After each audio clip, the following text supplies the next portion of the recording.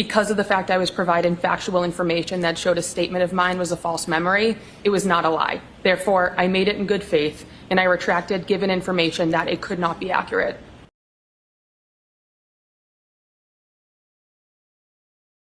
Ms. Dever, did you understand my question? Yes, I did. You threatened to charge me with perjury during our phone call prior to the first trial if I didn't lie on the stand right now. Ms. Dever, my question was this. Were you advised that it was a crime to lie to those law enforcement agents? When we left off, I was asking you about the meeting at the commissioner's office. And I want to clear this up. Was General Legal Counsel in that office or not when you had a meeting with the commissioner, Michael Cox? No, it was just me and the commissioner. So he said my name correctly. He said Dever. And that's my mistake. Let's see. Like, you want me to repeat the question so I get So, right? Mr. Jackson, let's go ahead and answer, please. yes, and he said nothing with the intent of guiding me one way or the other. What his intent was, madam. I asked you what he said to you. What were his words to you?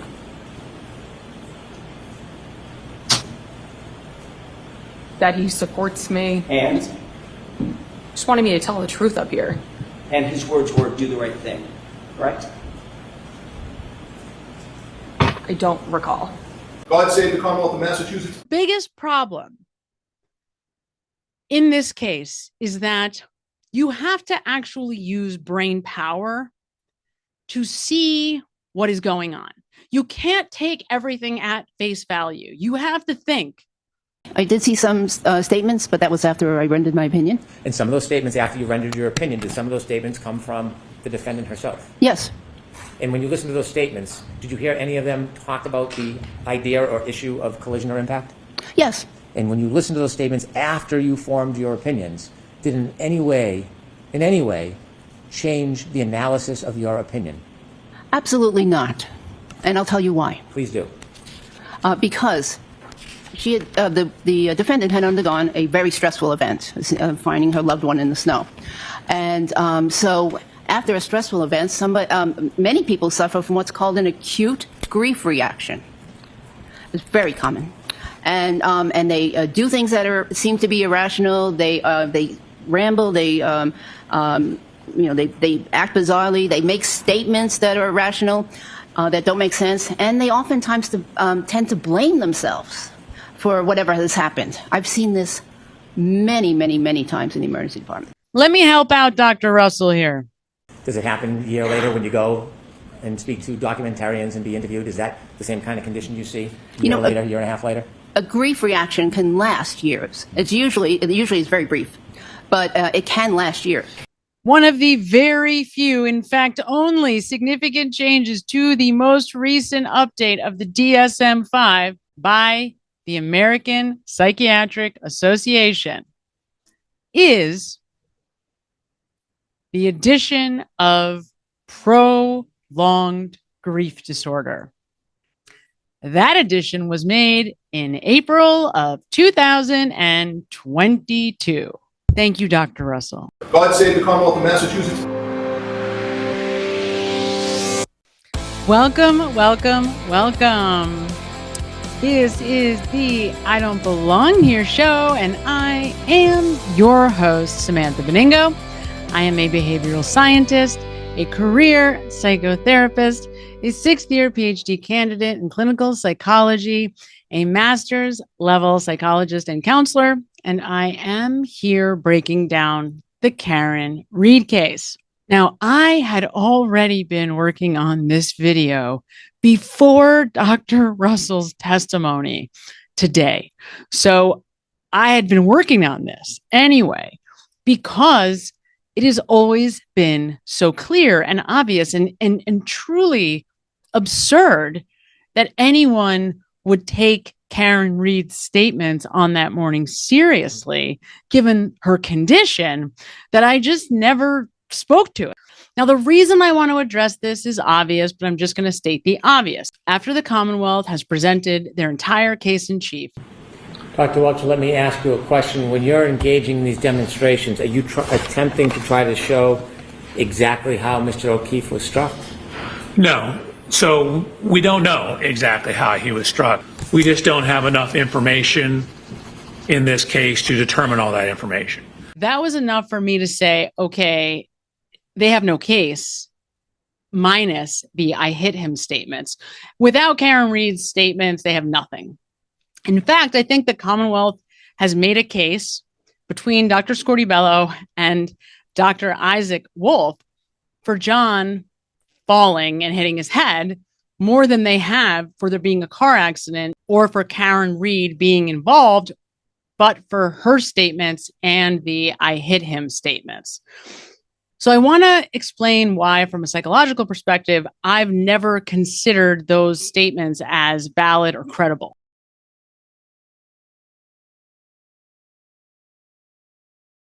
So the first and most obvious point here is on the morning of January 29th, 2022, Karen has been drinking all night. Even though we might stop drinking at 1 a.m, the last drink does not start to really hit you full force until 45 minutes later because it has to digest through the stomach, and that's a very slow process. That's why if you've ever gone out and been drinking all night, you might feel fine, do a couple shots, and then an hour later be hugging the toilet. She clearly is already in a state of hysteria because she thinks that John has been cheating or is abandoning and deserting her. And we already know that abandonment is a huge fear of Karen's, both from her text with John and from her text with Brian Higgins. Then when she stumbles upon his body, it's like her worst fears are coming true. And we know that she's completely delusional because... First responders were responding, correct? Yes. And you said my client was screaming to the top of her lungs, is that right? Yes, she was. And Kerry Roberts was screaming back at her? Yes. Shut up or shut the fuck up, right? Yes. Yeah. Shut the fuck up, right? Yes. Yeah. Hello? Okay. Who's that in the background? Is that somebody? Karen's kind of coming over, talking to the questions, and then kind of just running away, and then she just runs back over. She's doing a lot of screaming, a lot of repetitive, is he dead, is he dead, is he dead? Could I have hit him? Did I hit him? I tried to comfort Miss Reed. At one point, Miss Reed was very upset, and one of the officers thought it would be best if maybe she went and just sat in one of the cruisers for a little bit because she was just doing a lot of screaming and yelling, and I think they were just trying to, work on John and make the scene a little less chaotic. So I went into the back of the car with her, and Kerry Roberts came over, and then we all were just sat in the back of Karen and I kind of were scrunched and sitting in the back, and Kerry was at the door of the cruiser. Why did you get in the car with the defendant? She was crying. She asked me to get in. We held hands. We prayed. She did have blood on her hands, and she said, could I have gotten my period? Who's going to take care of the kids? She just kind of was all over the place. And at that point, Miss Reed started yelling to Miss Roberts, go check on him. Are they working on him? Is he dead? Is he dead? We drove down the street. At some point, she was on the phone with Erin O'Keefe, John's sister-in-law, and Karen was saying, I think he's dead, I think he's dead. I grabbed the phone and I said, I don't think he's dead. He's in an ambulance. He's been in an accident. At this point, I didn't know what was going to happen. At some point in the car, as we're driving, she was on the phone with her mother. And I think when we were driving, we got all the way to the elementary school. And Karen said to me, if anything happens to John, I'm going to kill myself. You're going to have to take care of the kids. And I said, nobody's dying. Nobody's killing themselves. Let's not think about that. And then one of the officers called me and said, do you have Karen Reed with you? And I said, yes. And he said, could you please turn around and bring her back? Her parents are saying that she's suicidal, so we're going to take her to the hospital and section her. I said, okay. I didn't get far, so I turned around, went back. At some point, she was on the phone with her mother, and I got on the phone with her mother and said, I'm going to be heading to the hospital. Let me give you my phone number. It's the same hospital John's at. I'm assuming they're going to the same. That's where Canton takes everybody. And her mother said, please make sure that they don't let her have her bag. There are things in her bag, medicine I don't want her to have. So I said, okay, I will. So we got back to the house, and she got in the ambulance, and one of the EMTs asked me for her phone. So I handed that over, and I said, the mother wants to make sure that she does not have her purse because there's medication in there that they don't want her to have. That is somebody who's clearly in a state of hysteria. is delusional because she's not thinking clearly. And so much so that she's sectioned on a psychiatric hold. Now, they don't keep her forever, but they keep her long enough because there's a legitimate reality that she is not psychologically well. Not only could she potentially hurt herself, take all the pills and commit suicide, but she's clearly not well, both in a state of shock and in a state of confusion. And she's screaming, Jen, Jen. She's screaming that 3 times, and then she was saying, "We have to go to Fairview."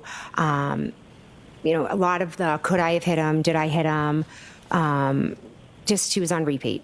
That is somebody who's clearly in a state of hysteria, is delusional because she's not thinking clearly. So, taking the word of a delusional person in a totally enhanced state from the fight or flight, using those words as the ultimate testimony or admission of guilt is completely absurd.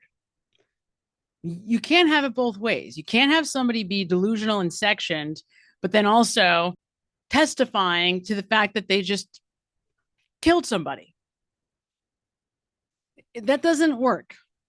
So to me, those statements were discredited immediately once I understood, based on other information, additional information, that she was not in her right mind.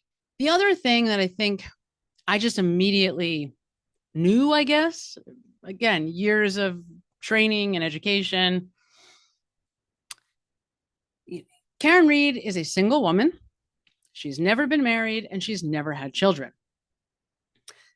Now, having worked with people my entire life, people of all ages, from 7th graders up through those at the end of their life, 86-year-olds, I can tell you that most people do not begin to completely emotionally and psychologically emancipate from their identity as the child in their family until they have their own family. Even if you are financially emancipated, because we have to take on completely different roles when we get married or when we pick a life partner and build a life with them, and then if we decide to have children, we no longer identify ourselves primarily as the child in our family.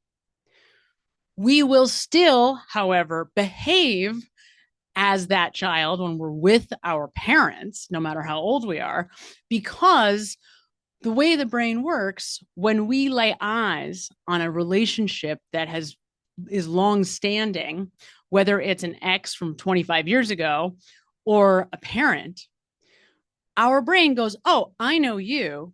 And that then pulls from us and from them the same old dynamic. That's why it's very difficult to change established interpersonal relationships.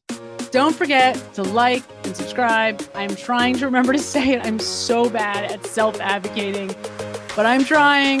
So don't forget, this is me remembering to tell you to press the like button and to subscribe. For years, when I would go home to my mother's for Christmas, when I would stay there for a few days, I would find myself throwing the laundry downstairs towards the laundry room the same way I was when I was in high school, because even the sights and sounds of that house, as soon as I'm there for an hour, those are context clues that trigger from me a behavior that is very indicative of that old time and space in my life, right? So, and that's what I did then. So that's what I'll do once I kind of get in the groove of being back in that space. Now, once you have your own children, you see this again. I have an 11-year-old, and she has no awareness that I ever existed in the world before her. From her vantage point, my only purpose in this world is to serve her, because she's the center of the world and she's the center of my world from her perspective. Karen Reed, as a single woman who's never had a partner or her own children, and who contacts her parents multiple times a day, every day, from a developmental perspective, you never really shift in your perception of yourself in the world. There are clips from different documentaries, maybe it was from A Body in the Snow, where Karen is kind of talking about this. And she's talking about how her parents were telling her that, well, maybe you'd feel differently if they were your kids or your sister's kids, because Karen is complaining about how much of the responsibility that John takes on by himself. And so, again, that makes sense, because if you haven't ever gone through having your own child, building your own family, then yes, you don't understand what it's like. You have not endured the trauma of having children, because it is a completely different developmental stage of life. And you cannot afford to be consumed with yourself in the way that you can when you are a child or when you're even a young adult or teenager. If I am always kicking up that same pattern of behavior by calling and contacting and interfacing with my parents in the same way I always have, even though I'm a completely financially independent person, I still have not changed that fundamental identity. I am the center of the world. Fundamentally, internally, how I am, how I automatically think of myself is as the child in my family, not as the mother, not as the wife or partner of somebody else. When we are in that kind of long-term partnership, we do end up kind of foregoing a piece of us to make room for them. And you realize that if you ever get divorced or separated, because that part of you comes back and you're like, oh my God, I'm back, right? It's a little weird. So for Karen, that kind of narcissism or self-focus would be part of the reason why, once she wakes up from that little nap that she takes when she falls asleep on the couch, after she realizes, wait a minute, something is wrong here, because John would never not come home. That's just not who he is. What if he's on the side of the road somewhere? What if something happened to him? And then she goes outside and sees that her taillight is cracked. Of course, because she is that kind of self-focused person, of course, the first thought in her head is, oh my God, could I have done something to him? Especially if she's kind of in a brownout from the night before and doesn't really remember what happened clearly. And from Karen's view at that time, the reason why she would have told somebody, one of the medics, that she had had a fight with John is because in her mind, she was fighting with John, but John was never fighting with her. John and Karen were having a wonderful night. How do we know? We watched them. We saw every minute of it. We saw when they were reunited at C.F. McCarthy's. Then they cross the street and we see them at the waterfall the entire time that they're there. The time when they leave the waterfall is, I think, 12:14. Then they arrive at 34 Fairview at 12:22, 12:23. So when were they going to have time to get into a fight? There was no fight. But in Karen's mind, there was a fight, because from the moment that she pulled away from 34 Fairview, she started flipping out that John had blown her off. And because not a month earlier, when they were in Aruba, where Karen was taking care of his kids or his niece and nephew, and John was on New Year's Eve at this hotel in Aruba with all of John's friends, he abandoned them. He was drunk. He was running around looking to watch the Alabama game. He leaves her with his kids. So in Karen's mind, this is the same thing. She has been abandoned by John again so that she could go home and watch his niece while he partied. And on top of that, She knows that she's been in this flirty text thing with Brian Higgins on the side, which will make you even more likely to suspect that your partner is doing the same thing, because that's how humans think. Whatever we're doing, we project onto other people. We assume everybody does that. So if your partner is accusing you of cheating, I have bad news. Very bad news. It's not good. And it's not coming from a bad place. I think for Karen, it's coming from a deep insecurity. It is also the reason why I don't think she suspected the homeowner, certainly because number one, Brian Albert was a Boston cop. So of course that wouldn't be your first thought. But number two, and here's the thing I think she totally misses. And that is, if it were me, I would never, ever have let John anywhere near Brian Higgins out of my sight, because I understand traditional male and female gender roles in relationships. After years of working with women, and in particular, very attractive women, they do not understand and do not see themselves the way that you do. I have heard many people say, oh, Karen Reed would have never been with Brian Higgins because she's a beautiful, successful woman. Couldn't be more wrong. Absolutely, Karen Reed was kind of into Brian Higgins. I believe she thought he was hot. I believe she was attracted to him, no matter what anybody tells you. And I don't think that Karen Reed understood that she was that attractive. In fact, every time he tells her, Brian Higgins says, "You're hot, you're hot, come on, Karen," she makes a comment like, well, yeah, I mean, for the waterfall or for the hillside. She dismisses it. Everything we get from Karen Reed is that she's an insecure person. Everything. There's not a sentence that comes out of her mouth that is not driven in some way, from my view, that is not indicative of deep insecurity. And so she doesn't understand that Brian Higgins really likes her and really is seriously considering the possibility of a future with her. While that might sound ridiculous to you, when you go back and you analyze line by line, those 140 whatever text messages, there's never a second that Brian Higgins does not indicate that he wants to try to move forward with her. He keeps putting the ball back in her court. What do you want from me, Karen? Do you really like me? Is this a game to you? But he never says, yeah, this isn't right. He indicates that he wants her to make a decision many times. And he's clear that he's not just going to hook up with her, that he's not going to just sleep with her. He has many opportunities, and he never, ever pushes that. In fact, he tells us the opposite. I want the real thing, because he likes her. And that 11:30, January 28th, 2022, well text message is the ultimate indicator of that fact. And I believe that him and Brian Albert started drinking much earlier, before they get to the waterfall, than they admit that they were. They're both really shady about the timing on that whole day of getting back from New York and then getting to the waterfall. And at least in part, I would argue that it's because they don't want you to know how drunk they were.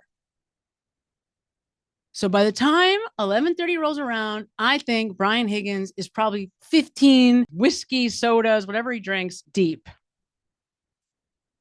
So he's not in his right mind. He's obviously seething as that night is going on, watching Karen ignore him, watching her flirty with John. He's clearly getting more and more angry. She's 2 feet from him. He can reach out and touch her and she won't look at him.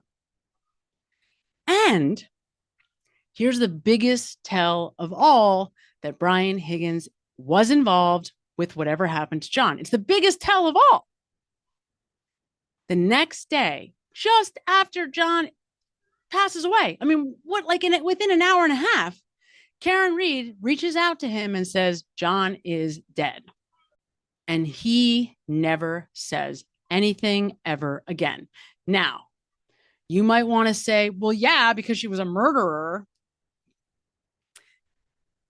even if the people in that house believed that she had done this to John, everybody would have known it was an accident because she was hysterical on that morning. And even Kerry Roberts, to this day, admits that. It was so snowy, you couldn't see. And as we were driving, Karen would lean in between us, and she was frantic. I mean, she knew John was missing, so she was frantic about it, as I would be. She doesn't give her opinion, but she admits that Karen Reed was hysterical. And unless she's like a better actor than Daniel Day-Lewis, which she isn't, she did not do this on purpose. And from the very beginning, he wants no part of the Alberts. Within days of this incident, Brian Higgins wants no contact with them. And we learn that from Matt McCabe. He just disappears. And I'm guessing that's why there were rumblings throughout the last couple of years that Higgins might turn. He just wanted no part of the Alberts. You were asked in a formal interview, do you recall, I want to make sure I'm clear about some of your prior statements. You had a formal interview with some folks prior to your testimony at a prior proceeding. You understand what I'm talking about? I'm tracking. Okay. Yes or no? Yes. You indicated in that formal interview that even Chief Berkowitz was Objection. quote, a little afraid of Brian Albert. Actually, I caught this by mistake, so I'm going to let you hear that again. Yes or no? Yes. You indicated in that formal interview that even Chief Berkowitz was Objection. quote, a little afraid of Brian Albert. That doesn't sound good, does it? But he liked her. He wanted a future with her. And now you got these, from a purely evolutionary perspective, you've got two men with their eyes on the same woman, right? The whole peacocking alpha male thing. One of them is removed from the situation. And this one, not even 12 hours earlier, is like, well, and now he wants no part of that. There's one reason and one reason only why Brian Higgins does not respond to that text message. And it is that he knows what happened, has something to do with John's death, and feels overwhelming guilt to the point where he wants no part of interacting with Karen Reed. Because if you think that it's because somehow in the 12 hours between 11:30 the night before and 11:30 the next day, when Karen Reed reaches back out, he suddenly just completely changed how he felt about her, you're nuts. The only reason that he would completely change how he felt about her is because he killed her boyfriend, or he knows who did, and... Objection. I'll allow it. People were in shock at the table trying to figure out what happened. The math didn't make sense. John and the defendant never showed up. People were in shock. Trying to figure out what to say, right? No. And you were all talking within earshot of each other, right? We were all there in the kitchen talking together. At this meeting, and these were friends and family, correct? Excuse me? These were friends and family amongst themselves, and you being a friend. These are friends and family inside that house discussing this incident, correct? Yes. So at this meeting, you actually instructed Jennifer McCabe to call Canton PD and ask someone to come back. Objection. Sustained is to that form. You can ask it differently. At some point, did an officer come back to re-interview Jen McCabe? Yes. Jen McCabe had told you that she had information about something that Ms. Reed had said, correct? Objection. I'll allow it. Did she tell you that morning? She didn't specifically tell me anything. She made a statement at the table to the group of people and she clearly seemed like she was in shock. She was upset. And she made a statement, something to the effect that Karen had opined that she had hit John. What she actually said was, I hope I didn't hit him, correct? Objection. It's not what I heard. No. That'll stand. Who did you ever tell this to? I've reported that. That she said, I hit him? Yes, I've reported it. What you reported was Karen said, I hope I didn't hit him, and you said, oh, you need to tell Kenton PD that. Isn't that right? No, I don't think that's what I said, no. You're as sure about that as you are about that 222 call, right? Objection. Sustained. Because I don't think Jen McCabe's first reaction was to say, oh, Karen Reed did this. That's why she doesn't mention it to anybody on the scene the first go round. It's not until after the Minion meeting where they all get together at 34 Fairview, right? Where Julie Albert, Brian Higgins, the McCabes, they all come back to the house. That's the Minion meeting. And then Brian Higgins admits, Jen McCabe said, Karen had a broken taillight. Could I have hit him? And he's the one that said, you get your boy, Sergeant Lank, here right now, and you tell him what you just told me.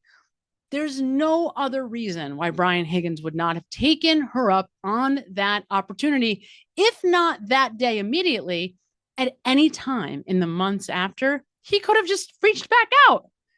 Hey, how are you doing? So sorry I disappeared. It was such a crazy night. And there is no world where Brian Higgins is not involved in some way because of that, in my mind. It's not the only reason, but that is a huge reason. And I think the biggest mistake that Karen Reed makes, which lines up with every other aspect of her behavior, is that she doesn't understand that these men actually did care about her. She didn't have the presence of mind to think, geez, I shouldn't leave John alone with Brian Higgins. So you take this combination where I am the center of my world. So of course, everything is about me. So if something happens to my boyfriend, I have a cracked taillight, I'm drunk, of course I'm going to make it about me. Of course I'm going to make it about me. But I am delusional. So how it is that all of a sudden every word I say should be taken as the law is absurd. Don't forget to like and subscribe. I'm trying to remember to say it. I'm so bad at self-advocating, but I'm trying. So don't forget, this is me remembering to tell you to press the like button and to subscribe. And don't forget to comment. Even if you don't hear back from me right away, we read every single comment. So we will get to them eventually. And if you want me to get back much more quickly, I do try to get to the emails every day. So know that we hear you and we're trying to figure out a way to streamline getting back to everybody because it's overwhelming. So we hear you, we see you, we thank you. God save the Commonwealth of Massachusetts.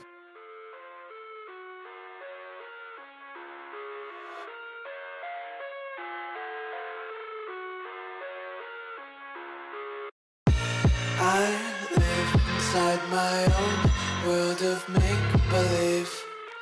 Kids screaming in the cradles, profanities. I see the world through ice covered in ink and bleach. Cross out the ones who heard my cries and watched me weep. I love everything.